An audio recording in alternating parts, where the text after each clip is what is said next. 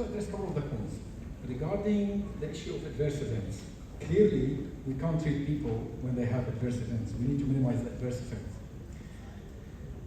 And also in the clinical trial programs where we see the efficacy data and the adverse event data, we allow people to stay, in some trials, not in all trials, but in some trials we allow people to stay on the maximum tolerated dose. So not everybody, of course, reach the maximum dose.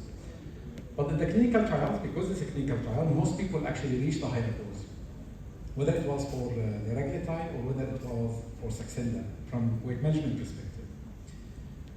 The thing about the adverse events, I think there are a couple of things we need to remember about them. One, they are usually transient in the vast majority of people, but that also means that people have to put up with them and get the right support in order to be able to tolerate some adverse events for a short period of time.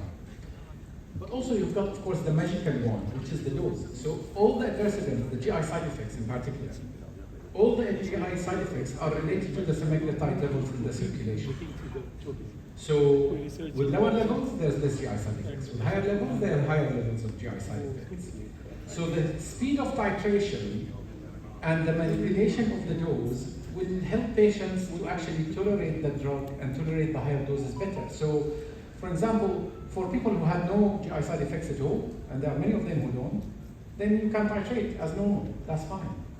But for those who have GI side effects, then there may need to be a slower titration, i.e. staying at the current dose for a longer period of time. Or there may be even the need to down titrate and then up titrate again. So you need to work with the patient in order to help them reach the dose that you think is good enough for them, and of course they also think that is good enough for them. But although we showed you the titration process here that we have, and that's the titration process which is in the label, and that's the titration process which we followed in the clinical trials, in my own practice I do exactly the same as you do. I don't titrate everyone according to that titration schedule. I titrate based on the patient needs and based on their tolerance. And I do get most of my patients to reach the dose that I want them to reach, and in the UK we have semaglutide 2.4, so I do manage to reach semaglutide 2.4. And we also had great successes with the liraglutide 3 milligrams. I mean, I can tell you in my own practice, in my clinic, the average weight loss you've seen in the clinical trial was 10% with the liraglutide 3 milligrams. In my clinic, the average with the liraglutide was 11%. So it was much better than the clinical trial for that matter, but we worked with the patient. So I managed to get most of them to 3 milligrams, but again, as I said, I've got the right support. So it's very important. You need to support the patient in order to get to the dose you wanted. And of course, if you just put them on the regular titration, then and no follow-up, no support, no manipulation of dose or manipulation of titration speed, then I would expect a lot of them will have GI side effects. And many of them might stop without the support. So you need to plan that from ahead before you start the treatment. But I totally agree with the concept about GI side effects. There was another point which I think was really important, which is the lifestyle intervention. It shouldn't be depressing. It's horses for courses. So for people who respond to lifestyle interventions, this is the best treatment. There is no question about that. It's the most cost-effective treatment that they can have. They will get the benefits, the health benefits of the weight loss. They may not get the health benefits which are drug-specific, and I'll come to that in a second.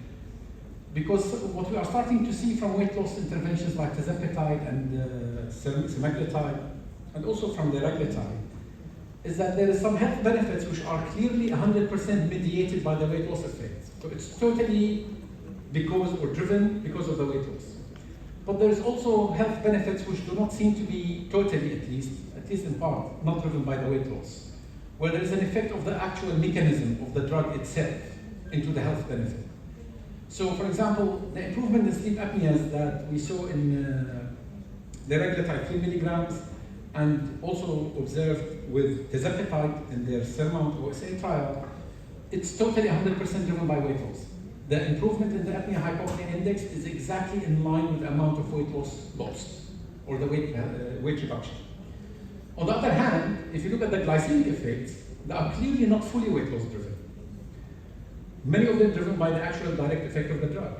So if you are aiming for the health benefit that is mediated by weight loss effect, then you do need the right dose of that weight loss effect because it's totally beneficial from the weight loss.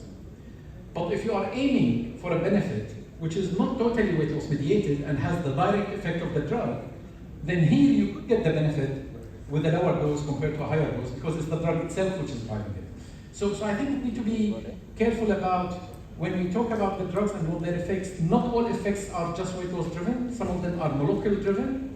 And those who are weight loss driven, they need the higher weight loss to get that weight loss driven effect. But I go back to the lifestyle interventions. Your clinic will be on the rare end of the spectrum. And we have similar clinics in the UK where lifestyle interventions are very effective. Again, when I was practicing obesity medicine, even before we had the GLP-1s, we were getting around 10% weight loss with our lifestyle interventions. But the amount of effort and resources that I had to put in the clinic, and that's a UK model, may not apply in Pakistan, of course. The amount of resources that I had to put into the clinic to be able to support people to maintain that 10% weight loss was huge. Having said that, we of course have patients who manage to lose a lot of weight and they maintain it long term. Those people are not, they do exist. And as I said, even on a 5% level, 20% will maintain the weight loss. But what about the other 80%? So the point here for me is not replacing, I'm not trying to say that you replace lifestyle interventions with pharmacotherapy and bariatric surgery. Lifestyle interventions remains the first line treatment for weight management and for diabetes management for that matter, from my perspective. But for those who either do not respond or for those who fail to maintain the benefit, then there is no point from trying to stick all the time for lifestyle interventions and take them through that yo-yo where they get some benefit and then they lose it and then they get the benefit and then they lose it. You have other treatment options in pharmacotherapy and bariatric surgery. So what I'm trying to say here is treatment inertia should not be the case. You should escalate to the next level. But there is no question that the first level is lifestyle intervention. So I'm totally with you on this point. But what we shouldn't do is one, discard lifestyle interventions completely and say, yeah, only 20% will maintain the weight loss. Then we should go to drugs straight away. That will not be wise because the most cost-effective treatment will still be lifestyle intervention. It's very cheap at a great benefit. But after you try it, if the patient cannot succeed with it, then you need to escalate to the next step, which is, in most cases, going to be pharmacotherapy rather than surgery, but the options are there, you can choose. So just wanted to highlight this bit. Lifestyle behavioral intervention for me is still the backbone of obesity management. Have I forgotten anything else about? No, I think you have that's it. Okay. Very that's comprehensively. I think a round of applause for Dr. Abdurrani.